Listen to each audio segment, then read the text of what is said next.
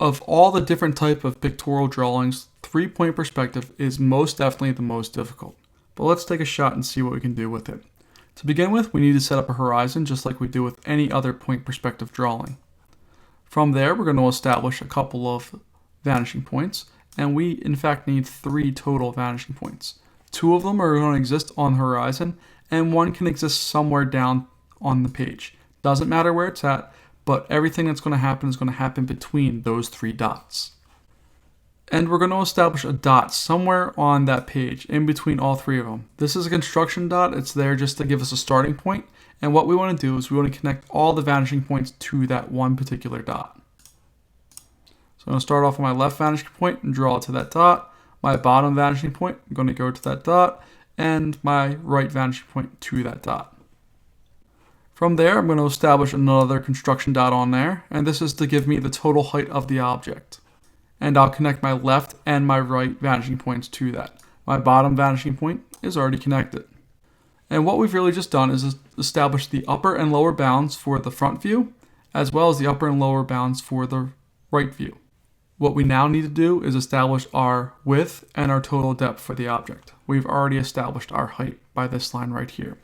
So I'm going to go for my bottom vanishing point. I'm going to draw a line going upwards on the left and a line going upwards on the right. What this does is establishes where my front view is going to exist and where my right view is going to exist. Wherever those lines touch the top of their sides, I'm going to take it to the opposing vanishing point. And you can see we have our box established just like we would with a 2-point perspective drawing. From there, we're going to establish a couple of other construction lines. My height right here is half of the total height, so I'm going to eyeball half and take it back to my left vanishing point, as well as back to my right vanishing point. I can establish this line right here by eyeballing. Again, there's no measurements, you can't be wrong. So I'm going to go from my bottom vanishing point and head upwards. Remember, any height needs to come from the bottom vanishing point, any width comes from the left, and any depth comes from the right. I'm going to connect that line back to my other vanishing point here as well. Now to start to see things a little bit easier, I'm going to start darkening in some of the lines I know. My very far left edge height is the same as this guy right here, so I will go and darken that in as a visible line. I'll bring that down to my first dot, and I'll bring everything kind of start going in by following my construction lines.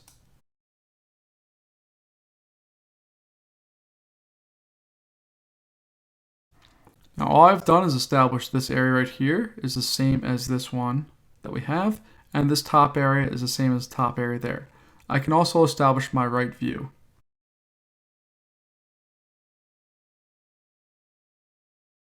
Now that we have that done, we need to go back to construction lines. We need to establish the vertical line here, the depth line going back, and the width line going here.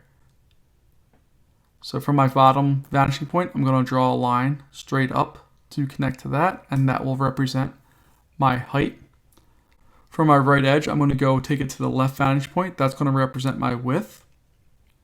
And then from this bottom corner, shown by this bottom corner, where my mouse is at, I'm going to take that to the right vanishing point, and that will represent my depth. From there, it's just a matter of going in and darkening the lines that you have.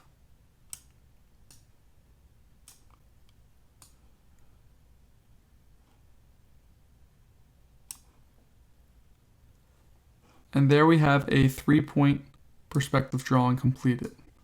Now, if you take a look at it with everything removed, it's not perfect. I didn't do a great job of connecting all the corners as good as what they should be.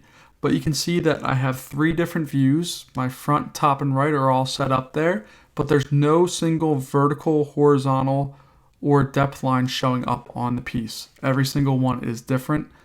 Hopefully that helps with creating 3-point perspective drawings.